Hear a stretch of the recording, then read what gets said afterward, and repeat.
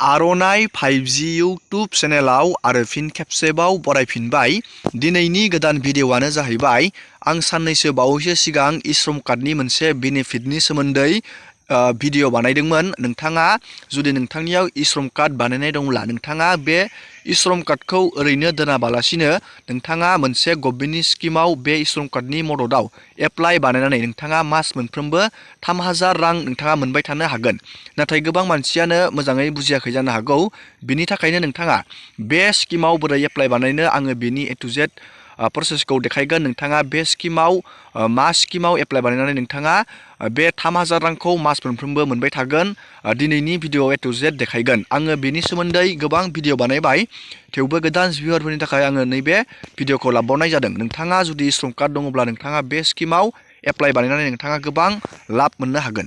दानिया जोङो बोरै बे स्किमाव एप्लाइ बानायनो आरो बे स्किमनि मुङा मा जों बेनि A to Z डिटेल्सखौ नायदिनि। गिबियावनो नोंथाङा बे स्किमाव एप्लाइ खालामनो थाखाय नोंथाङा श्रम कार्डनि बे श्रमखौ नोंथाङा गुगोलाव सार्च खालामनांगोन। लोगोसे आङो बे पेजनि लिंकखौ भिडिअनि डिसक्रिपसनाव होनांगोन। नोंथाङा बे लिंकआव थुबाथाय डाइरेक्टयै श्रम कार्डनि होम पेजाव थांनानै नोंथाङा डाइरेक्ट एप्लाइ बानायनानै नायनानै लानो हागोन। दानिया नोंथाङा बेखौ गुगोलाव सार्च खालामनांगोन श्रम बेबायदि। नैबे गिबिनि पेजावनो नोंथाङा थुनांगोन श्रम, नोंथाङा बेयाव थुनांगोन। जोङो दानिया बेयाव थुबाय।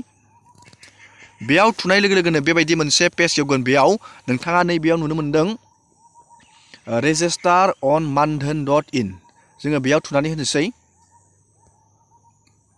दानिया जोङो बे मोनसे पेजाव जोङो फैबाय। नोंथाङा बेबायदि मोनसे पेजाव फैगोन। नोंथाङा नैबेयाव नायना लानो हागोन। आङो बेनि सोमोन्दै गोबां भिडिअ'नो देखायखांबायमोन बेनि बेनिफिटखौ।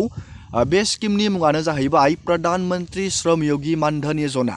बे स्किमानो जाहैबाय जेब्ला नोंथाङा 60 बोसोर जागोन, जेब्ला नोंथाङा 60 बोसोर जागोन अब्ला नोंथांनि सोलेरा खामानि मावनाया बन्द' जागोन। अब्ला नोंथाङा बे स्किमनिफ्राय नोंथाङा 3000 नोंथाङा रां मोनबाय थानो हागोन मास मोनफ्रोमबो नोंथांनि उननि जिउखौ दैदेनलांनो थाखाय। गोबां इम्परटेन्ट बे स्किमा। दा नोंथाङा बे स्किमाव एप्लाइ खालामनो थाखाय आनअर्गेनाइज्ड वार्कार जानांगोन। नोंथाङा जिखुनु फिसा फिनला खामानि मावग्रा मानसियानो बेयाव गोलैयो, एप्लाइ बानायनो हागोन। नोंथाङा बेयाव फिसा इनभेस्टमेन्ट खालामनांगोन। नोंथाङा मास मोनफ्रोमबो 80निफ्राय नोंथाङा 200नि गेजेराव नोंथाङा मास मोनफ्रोमबो फैसा दोननांगोन। नोंथाङा बे फैसाखौ दोननानै जेब्ला नोंथाङा 60 बोसोर जागोन अब्ला नोंथाङा 3000 रां मोनबाय थानो हागोन। नोंथांनि बेयाव बैसोआ 18निफ्राय 40 इयार्सनि गेजेराव जानांगोन। नोंथाङा नोंथांनि बैसो हिसाबै फैसाया फैगोन मास मोनफ्रोमबो नोंथाङा पे खालामनो नांगोन। दानिया नैबेयाव मान्थलि इनकाम नोंथांनि खामायनाया 15,000नि गाहायाव जानांगोन। नोंथाङा नैबेयाव लिरनानै होखादों फैसाखौ नोंथाङा बेसे मोनगोन। गासैबो डिटेल्सआ बेयाव नोंथाङा नायनानै लानो हागोन। बेयो स्किमानो जाहैबाय सेन्ट्रेल गभर्नमेन्टनि। दानिया नोंथाङा बेयाव जुदि मबाइल फनजों एप्लाइ खालामनो सानदों नोंथाङा नैबे सार्भिसाव थुनांगोन। आरो जुदि नोंथाङा मबाइल फनजों बे स्किमाव एप्लाइ बानायनो रोङा अब्ला नोंथाङा CSC सेन्टार बा नोंथांनि डिजिटेल एप्लाइ बानायग्रा जिखुनु नोंथांनि शपआव थांनानै नोंथाङा बेखौ एप्लाइ खालामनो हागोन इजियावनो। दानिया नोंथाङा नैबे सार्भिसाव थुनांगोन बेखौ एप्लाइ खालामनो थाखाय। जोङो बे सार्भिसाव थुबाय। दानिया नोंथाङा नैबे निउ इनरलमेन्टआव थुनानै होनांगोन। जोङो दानिया बेयाव थुना होनोसै। दानिया बेयाव थुनाय लोगो लोगोनो नोंथाङा नैबेयाव नुनो मोन्दों आर इउ रेजिस्टार इन श्रम। नोंथांनियाव श्रम कार्ड दंना गैया होनना सोंदों, रेजिस्टार दंना गैया होनना सोंदों। जुदि नोंथाङा श्रम कार्ड दं अब्लासो नोंथाङा बेयाव एप्लाइ बानायनो हागोन। दानिया जोङो बेयाव एसाव थुनांगोन। आङो बिनि सोमोन्दै गोबां भिडिअ बानायबाय, थेवबो आं बेखौ गोदान भिउयारफोरनि थाखाय खेबसे देखायबावनो नागिरदों जाहाथे बिथांमोनाबो बे स्किमाव एप्लाइ खालामनानै लाब लानो हायो। दानिया नोंथाङा नैबेयाव नोंथांनि पार्सनेल डिटेल्सखौ होनांगोन। नोंथांनि बेयाव UN नाम्बारखौ नोंथाङा बहायना होनांगोन आरो नोंथांनि डेट अफ बार्थखौ नोंथाङा नैबेयाव बहायनांगोन आरो नोंथांनि साबसक्राइबारनि आधार नाम्बार, नोंथांनि आधार नाम्बारखौ नैबेयाव बहायनानै नोंथाङा बेयाव भेरिफाइ खालामनांगोन। दानिया नोंथांनि बेयाव नेमा अट'मेटिक नैबेयाव फैगोन। नोंथाङा इमेल ID दंबा नैबेयाव होजागोन, गैयाबा बेयाव जेबो खोथा गैया। नाथाय नैबे गोजा सिनखौ नोंथाङा फिलआप बानायजोबथारनो नांगोन। नैबेयाव नोंथांनि मबाइल नाम्बारखौ होनांगोन नैबेयाव आरो नैबेयाव भेरिफाइ बानायनांगोन। दानिया नोंथाङा नैबेयाव अट'मेटिक नोंथांनि जेन्डारा नैबेयाव फैगोन। दानिया बेयो जोब्बाय। दानिया नोंथाङा नैबेयाव एड्रेसनि डिटेल्सखौ फिलआप बानायनांगोन। गिबियावनो नोंथाङा नैयाव नोंथांनि स्टेटखौ बेबायदि सिलेक्ट बानायनांगोन। बेयाव नोंथांनि नैबेयाव डिस्ट्रिक्टखौ नोंथाङा बेबायदि क्लिक बानायनांगोन। दानिया नोंथांनि पिन क'डखौ नोंथाङा नैबेयाव लिरनांगोन आरो नोंथांनि नैबेयाव डु इउ बिलं नर्थ इस्टार्न रिजन जुदि नोंथाङा नर्थ इस्टार्न रिजनाव बिलं खालामो अब्ला नोंथाङा बेयाव येस होनांगोन जोङो बानायो जोङो बेयाव येस होनांगोन दानिया बे जोब्बाय दानिया नैबेयाव नोंथांनि आदार डिटेल्सआव नोंथांनि केटेगरिया बेयाव अलरेडि फैगोन नोंथाङा आरो मा मावो नैबेयाव नोंथांनि खामानिखौ नोंथाङा नागिरनानै नोंथाङा मा खामानि मावो क्लिक बानायनो नांगोन दानिया बेयो जोब्बाय दानिया नैबेयाव सोंदों नोंथाङा नैबे एनपिसि इएसआइसि इपिएफअनि मेम्बारबा बेयाव एप्लाइ बानायनो हानाय नङा नोंथाङा बेयाव न' होनांगोन आरो नोंथाङा नैबेयाव इनकाम टेक्स पे खालामोबा एस होनांगोन बानायाबा बेयाव न' होनांगोन दानिया बेबायदि फिलआप बानायनांगोन बेखौ नोंथाङा नैबेयाव टार्म्स एन्ड कन्डिशनखौ फरायबा फरायजागोन नैबेयाव टिक मारिनांगोन आरो नैबेयाव साबमिटआव थुनानै होनांगोन साबमिटआव थुनानै जोङो नेक्स्ट पेजखौ बोरै फिलआप बानायो जोङो बेखौबो नायदिनि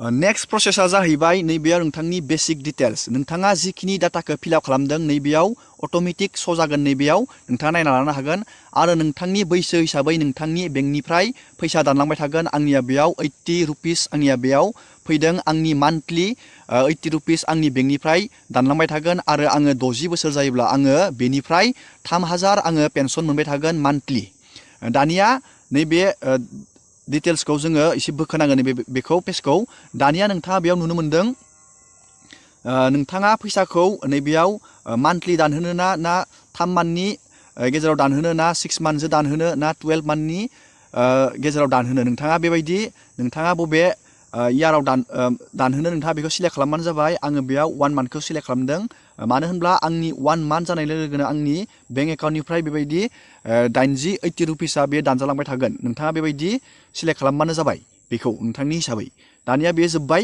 दानिया नोंथाङा बेयाव नोंथांनि एकाउन्ट डिटेल्सखौ होनांगोन बेयाव नोंथांनि आइएफसिखौ नैबेयाव बहायनानै नैबेयाव भेरिफाइ खालामनाय लोगो लोगोनो नोंथांनि बेंक नेम ब्रान्च नेम नोंथांनि एकाउन्ट नाम आरो सेभिं एकाउन्ट नोंथांनि बेयाव एकाउन्ट नामा बेबायदि नैबे नुजाखागोन नोंथाङा नैबेयाव एकाउन्ट नाम्बारखौ बहायना होनांगोन नैबेयाव खेबसे आरो नैबेयाव खेबसे एकाउन्ट नाम्बारखौ बहायना होबानो जाबाय आं बेखौ ब्लार खालामना दोनदों दानिया बेयो जोब्बाय दानिया नोंथाङा बेयाव नोंथांनि नमिनिनि डिटेल्सखौ नोंथाङा नैबेयाव बहायनांगोन नमिनिनि डिटेल्स होनाया गोनांथार मानो होनब्ला नोंथाङा माबा मोनसे प्रब्लेम जायोबा नोंथांनि नमिनिया नोंथांनि बे कार्डनिफ्राय बे फैसाखौ मोनगोन जे नोंथांनि नमिनिनि नाम नोंथांनि नमिनिया मा जायो नोंथांनि नैबेयाव होनांगोन आरो नोंथांनि नमिनिया हाबा जानाय ना जायाखै नोंथाङा बेयाव सिलेक्ट खालामनांगोन बेबायदि सिलेक्ट खालामनानै नोंथाङा नैबे टिकआव थुनांगोन टिकआव थुनानै नोंथाङा नैबे साबमिट एन्ड प्रसिडआव थुनानै होनांगोन जोङो दा बे फर्मखौ फिलआप खालामनोसै आरो जोङो नेक्स्ट स्टेपआव थांसै दानिया जोङो नैबेयाव एसआव थुनांगोन जों बेयाव साबमिट होबाय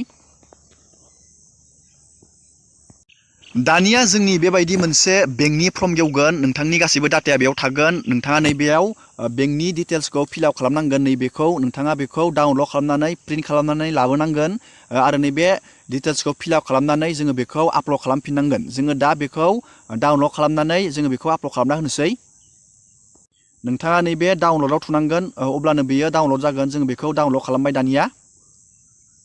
दानिया जोङो नैबे प्रसिडआव थुनानै होनांगोन जोङो बेयाव थुबाय प्रसिडआव थुनानै नोंथाङा नैबेयाव दानि फर्म डाउनलड खालामनायखौ नोंथाङा फिलआप खालामनानै नैबेयाव आपल'डआव थुनानै नोंथाङा आपल'ड खालामना होनांगोन जोङो बेखौ आपल'ड खालामनोसै दानिया जोङो नैबे आपल'डआव थुबाय आपल'डआव थुनानै नोंथाङा नैबे फाइलाव थांनांगोन जोङो बे फाइलाव थांबाय दानिया जोङो फर्मखौ नागिरनानै नोंथाङा फिलआप खालामनांगोन फर्मखौ आङो जास्ट ओरैनो डेम' देखायदों आङो नैबेयाव नोंथाङा बेबायदि फर्मखौ PDF खालामना लाफिननांगोन जोङो नैबेयाव थुबाय फर्माव दानिया जोंनिया बेयाव आपल'ड जाबाय बेबायदि दानिया जोङो नैबे साबमिटआव थुनानै होनांगोन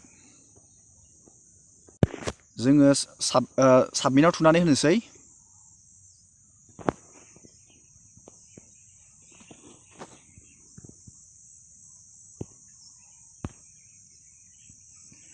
जोंनिया साक्सेसफुलि बेबायदि आपल'ड जाबाय फर्मा नैबेयाव लिरना होखागोन नोंथांनि फर्मा बेबायदि साक्सेसफुलि आपल'ड जाबाय होननानै बेयाव लिरना होदों दानिया नोंथाङा बेयाव पेमेन्ट दाननांसिगोन आं बेयाव 80 रुपिस पेमेन्ट दाननांगोन नोंथाङा नैबे पे इउस पेमेन्ट गेटवेआव थुनानै नोंथाङा पेमेन्ट दाननांगोन आं दानिया बेबायदि पेमेन्ट दाननायनि मोनसे पेज गेवबाय नैबेयाव एमाउन्टखौ नोंथाङा बेयाव नायना लाबानो जाबाय एमाउन्टआ बेबायदि ओंखारगोन नैबेयाव 80 रुपिस नोंथाङा नैबे मेक पेमेन्टआव थांनानै पेमेन्टखौ दानबानो नोंथाङा बेयाव इजियावनो अनलाइन एप्लाइ खालामनानै लानो हागोन। आङो मानो होनब्ला बेयाव दानथ'ला, आं अलरेडि बे स्किमाव एप्लाइ बानायखांबाय। नोंथांमोननो आङो देखायदों नोंथाङा बेयाव बोरै एप्लाइ खालामनानै लानो हागोन। आङो दिनैनि भिडिअखौ बेखिनियावनो फोजोबबाय। नोंथांमोना बेबायदिनो स्टेपखौ फल' खालामनानै बेयाव इजियावनो एप्लाइ खालामनानै लानो हागोन। बियो गोबां इम्परटेन्ट बे स्किमा, नोंथाङा बेखौ बानायना लाबानो जाबाय। आङो दिनैनि भिडिअखौ बेखिनियावनो फोजोबबाय। नोंथाङा भिडिअखौ नायनानै मोजां मोनोबा लाइक खालामबानो जाबाय। एसेनोसै दिनैनि भिडिअआ।